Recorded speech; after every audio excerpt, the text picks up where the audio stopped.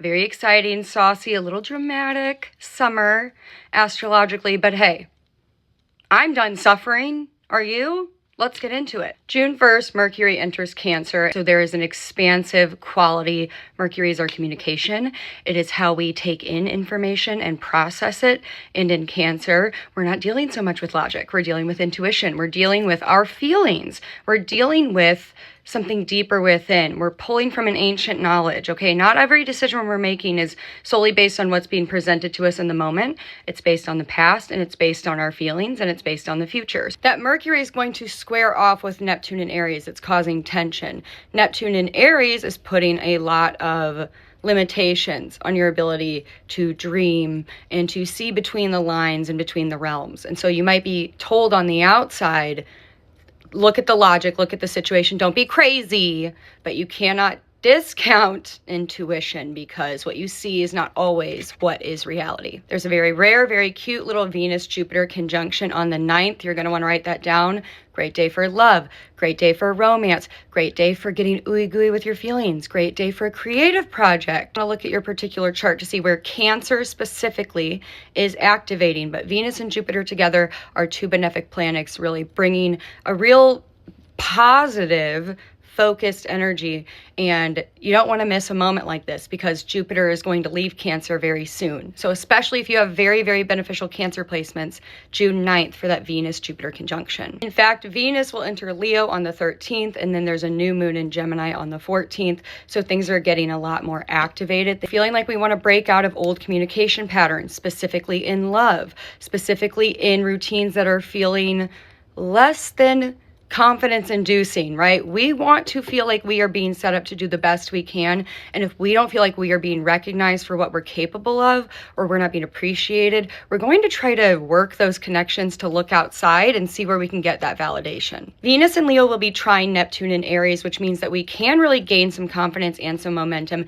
if we put ourselves out there. When Neptune was in Pisces, being delusional really was enough to luck into a situation. With Neptune in Aries, we need action behind it. And with that Leo-Venus energy, we need the confidence to put ourselves out there. Good also to remind you guys, anytime something enters Leo, it's going to be opposing Pluto. So there is a natural tension of having to give something up, having to lay something to rest, let something die off in order to be reborn again new. And so there is a lot about releasing an old ego identity to evolve into something that is better for you in the long run. But you have to let go of the attachment of the identity of who you used to be. Chiron enters Taurus on June 19th, and you are going to want to have a rainy day fund for summer. This is a fun summer, but think like broke college fund summer. Save money when you can, pre-game. Put that extra 20 bucks in your savings account, not your wallet. You don't know when you might need it, and you don't have to go full hermit mode this summer. In fact, I would encourage you not to.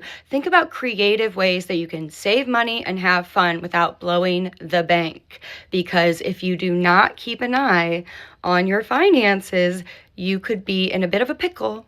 Chiron, the wound.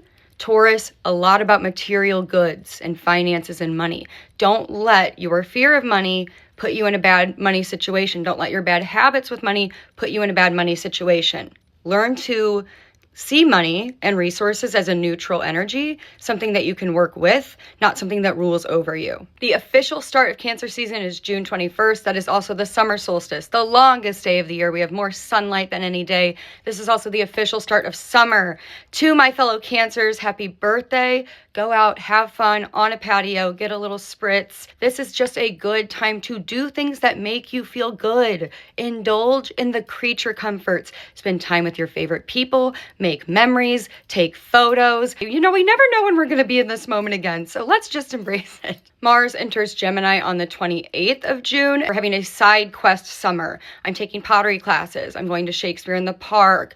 I'm actually like an intramural referee. I'm taking a violin class. Like, you are not defined by what you do. So allow yourself to do a lot of different things. Take your friends up on those offers to go to that crazy retreat. Have some fun. You don't know what you might discover about yourself until you let yourself break out of the box of this is what I am, this is who I am, this is what I do. And with Mars and Gemini, this is not an energy where you're rewarded for focusing. In fact, anything you get done in focus is despite that. So you might as well lean into the need for variety and have a little fun. And then on the 29th, Mercury goes retrograde in Cancer the same day the full moon in Capricorn happens, which is going to bring a bit of an interesting energy. The full moon in Capricorn is going to be kind of a recognition, a culmination. You've been working very hard without a lot of recognition, and this is a moment where that finally comes through. And that is going to kind of trigger this nostalgic energy in Mercury retrograde in Cancer. Where have you given up so much? Where have you poured all this energy? Now that you've seen the success, or maybe not, maybe you get the recognition and it doesn't feel right, and that is what kicks off this Mercury retrograde. You are expecting some sort of fairness and acknowledgement for what you've had to sacrifice, for how you've had to stabilize things, for how you've had to be the rock.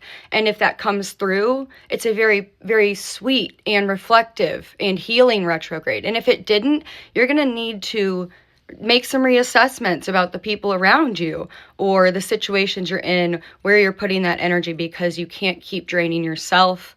And that retrograde is going to be either very validating or it's going to be very revealing. But ultimately, either way, it's going to be very healing because there is an emotional truth being revealed to you. And then the moment every Leo rising has been waiting for, Jupiter enters Leo on the 30th. And this is going to kick off a year of expansion in the part of your chart where Leo rules. Confidence, boldness, creativity, inspiration, very much prima donna vibes. When you are feeling yourself and when you're putting yourself out there, you inspire other people. Where can you live your life a little more loudly, unapologetically?